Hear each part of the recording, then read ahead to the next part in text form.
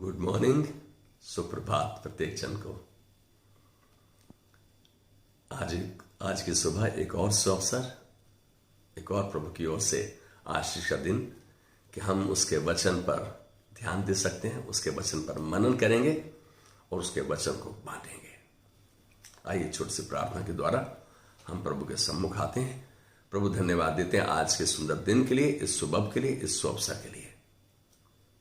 आज जो वचन तूने अपने दास के हृदय में बांट डाला प्रभु, उसको तेरे हाथ में देते हुए पवित्र आत्मा तेरी अगुवाई को मांगते हैं। आज धन्यवाद देते हैं, आज तो हमारी अगुवाई कर रहा है, हमें प्रकाशन देते हुए हमारी मदद कर रहा है कि कैसे हम तेरे वचन को पर मनन करते हुए, तेरे वचन पर चलन करते हुए तेरी महिमा के पात्र बने रहें।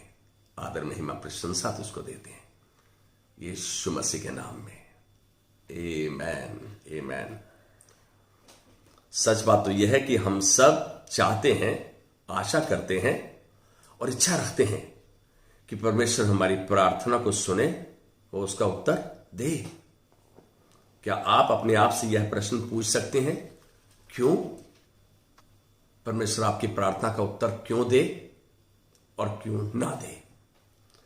आप शायद कुछ ऐसे वचनों के द्वारा परमेश्वर को स्मरण कराते हुए कह सकते हैं, परमेश्वर मैं तेरी संतान हूं, यूहन्ना 1:12 के अनुसार। और तूने ही तो भजन संहिता 50:15, यिर्मयाह 33:3 और पवित्र शास्त्र में कई और स्थानों पर कहा, मुझे पुकारो, मुझसे प्रार्थना करो, मैं तुम्हारी सुनकर तुम्हें बड़ी बड़ी और कठिन बातें बताऊंगा जिनको तुम अभी नहीं समझते।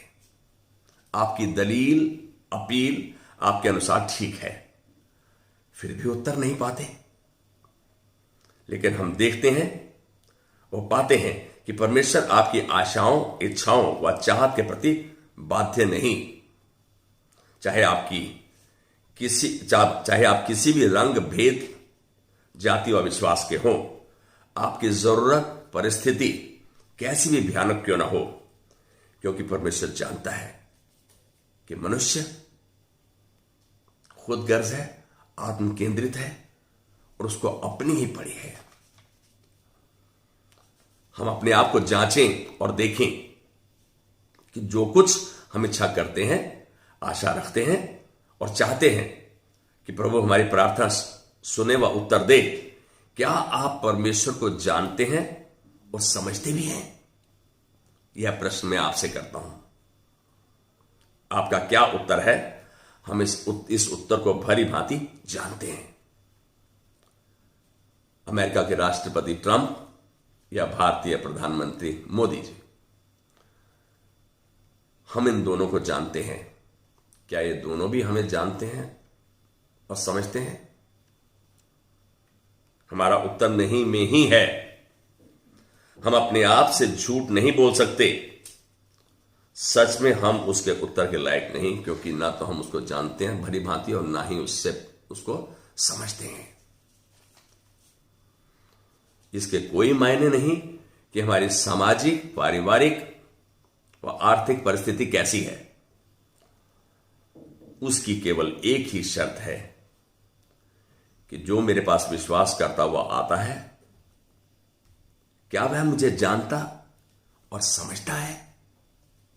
आइए पवित्र शास्त्र में हम यिर्मयाह की पुस्तक में 9वें अध्याय में 23वीं और 24वीं आयत को पढ़ेंगे।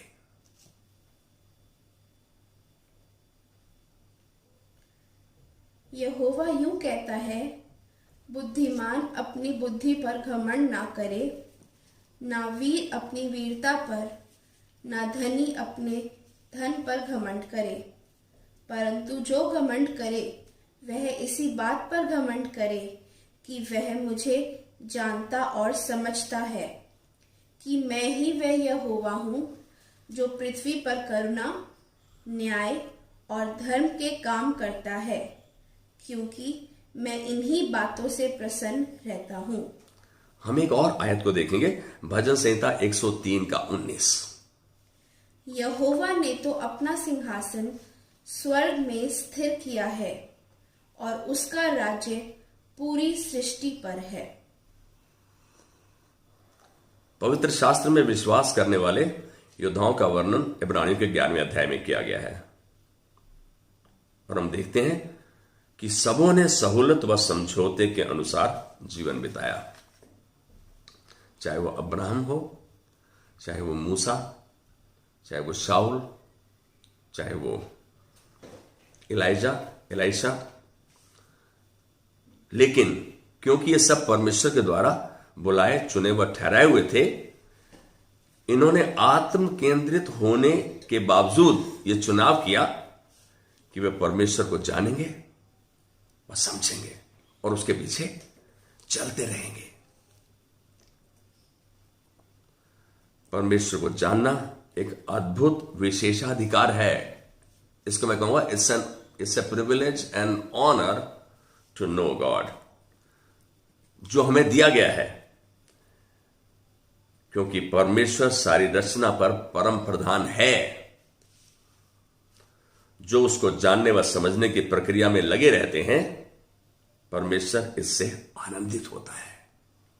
हम इस बात को जान लें, भली बात जान लें कि परमेश्वर खुश होता है जो उसको जानते व समझते हैं और उस प्रक्रिया में लगे रहते हैं। जैसे जैसे हम परमेश्वर को जानते समझते हुए उसकी आज्ञाकारिता में चलते हुए अपने जीवन को बिताते हैं, वैसे वैसे हम परमेश्वर की नजदीकी में बढ़ते हैं।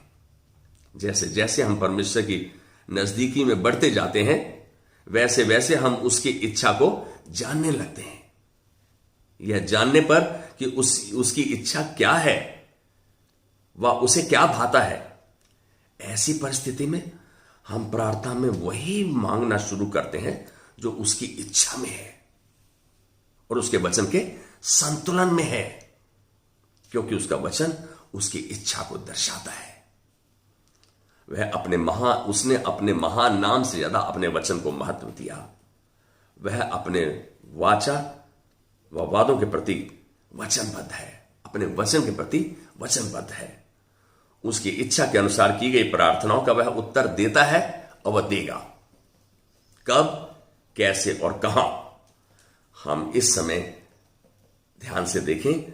यशायाह 40 का 31 को हम पढ़ेंगे। परंतु जो यहोवा की बाट जोते हैं वे नया बल प्राप्त करते जाएंगे, वे उकाबों की नाई उड़ेंगे, वे दौड़ेंगे और श्रमित ना होंगे, चलेंगे और थकित ना होंगे। हम एक और वचन को देखेंगे, भजन संहिता 46 का 10। चुप हो जाओ और जान लो कि मैं ही परमेश्वर हूं। मैं जातियों में महान हूं, मैं पृथ्वी भर में महान हूं। अभी हमने प्रश्न किया था कब, कैसे और कहां। हमारी प्रार्थना का उत्तर कब देगा, कैसे देगा, कहां देगा। हम यह जाने कि वह अपने समय में उत्तर देगा, क्योंकि वही जानता है कि हमारे लिए कब, कहां और कैसे क्या उचित है। सच तो यह है कि हमारा परमेश्वर भला है, उसकी करुणा सदा की है। वह अच्छा पिता है, वह दयालु, कृपालु, विलंब से कोप करने वाला, अति करुणानिधान है। वह हमेशा देता है और देता रहता है। उसका चरित्र हमारी सोच से परे है। वह अपने बच्चों को सर्वोत्तम दान देने में रुचि रखता है। जो उस पर भरोसा करते हैं, उसकी बाट जोते हैं, उसे जानते हैं और समझते भी हैं, उन्हें वह इस्तेमाल करता है। ऐसे लोग प्रभु के साथ सेवा करते करते उसे जानने व समझने लगते हैं। तजुर्बा एक दिन, एक महीने या एक साल में नहीं आता। यह लगातार कोशिश के द्वारा ही फल लाता है। आप इसी तरह परमेश्वर की इच्छा को जानने लगते हैं। जब आप उसकी इच्छा अनुसार मांगते हैं, वह आपकी प्रार्थनाओं का उत्तर देना शुरू कर देता है, क्योंकि आप उसकी इच्छा अनुसार चल रहे हैं। परमेश्वर को जानो व समझो उसके वचन के द्वारा, उसके वचन को पढ़ने के द्वारा, उसके वचन को समझने के द्वारा, उसके वचन पर चलने के द्वारा। यशायाह 1 का 18 और 19 को पढ़ेंगे, वो देखेंगे यहां परमेश्वर इस बात पे कैसे इस कथन की पुष्टि करता है। यहोवा कहता है, आओ हम आपस में वाद विवाद करें। तुम्हारे पाप चाहे लाल रंग के हों तो भी वे हिम की नाई उजले हो जाएंगे, और चाहे अर्गवानी रंग के हों तो भी वे ऊन के समान श्वेत हो जाएंगे, यदि तुम आज्ञाकारी होकर मेरी मानो। तो इस देश के उत्तम उत्तम पदार्थ खाओगे, और यदि तुम ना मानो और बलवा करो तो तलवार से मारे जाओगे। यहोवा का यही वचन है। यहां हम देख रहे हैं, वचन को पढ़ो, वचन के बारे में आपस में डिस्कस करो, एनालाइज करो, डिबेट करो, समझो, और उसे रोजमर्रा के जीवन में लागू करो। आहिस्ता आहिस्ता आप देखेंगे कि आप उसकी नजदीकी में बढ़ रहे हैं। इसी द्वारा आप यह जानने लगते हैं कि उसको क्या भाता है और क्या नहीं भाता, और आपका प्रार्थना में मांगने की प्रक्रिया उसके वचन के संतुलन में आने लगती है। आप शांत होकर उसकी बाट जोड़ते हैं, उसके उत्तर को सुनने के लिए। अंत में हम 2 वचनों के साथ कंक्लूड करेंगे, निर्णय करेंगे। याकूब की पत्री 4 का 8 और पहला थिस्सलुनीयों 5 का 16 से 18। परमेश्वर के निकट आओ तो वह भी तुम्हारे निकट आएगा।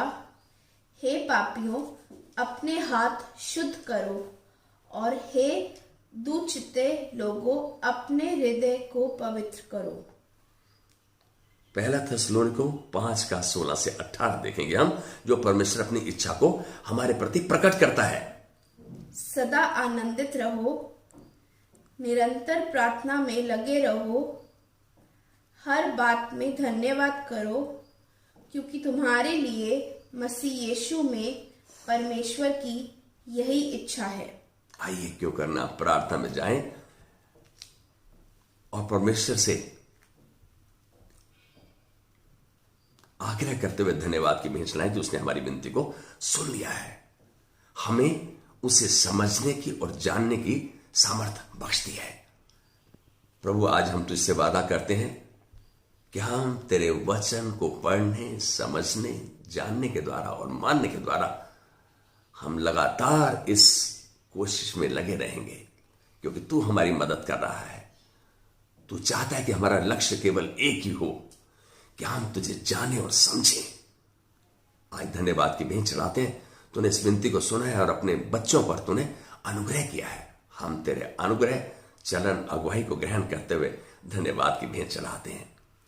हम ऐसा करते करते प्रभु तेरी नजदीकी में बढ़ेंगे और तुझको जानते और समझते जाएंगे, और तेरी महिमा के पात्र बनेंगे। तेरे हाथों में अच्छे औजार की तरह इस्तेमाल किए जाएंगे। आदर, महिमा, प्रशंसा तुझको देते हैं। तो हमारी विनती को सुना और हमें आशीष किया, यीशु मसीह के नाम में, आमीन।